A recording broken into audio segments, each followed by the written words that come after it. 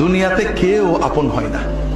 যে বউ আপন 2 ঘন্টা আপন থাকেতে 4 ঘন্টা ঝগড়া করে আছে। যে ছেলে আপন সে 2 ঘন্টা কথা শুনে তো 4 ঘন্টা কথা শুনে না, ঠিক না বেঠিক?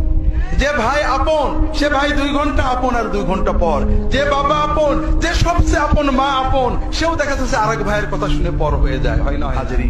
দুনিয়াতে কেউ 16 আনা আপন হয় না।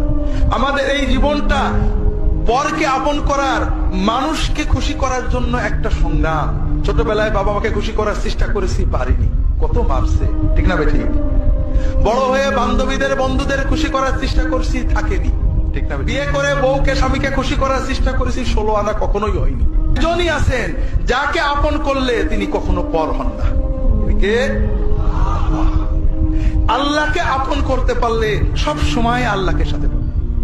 যদি আল্লাহকে আপন করে নিতে পারেন, আপনার বিপদে আপদে কষ্টে দুঃখে সব সময় মনে হবে আল্লাহ আপনার সাথেই রয়েছে।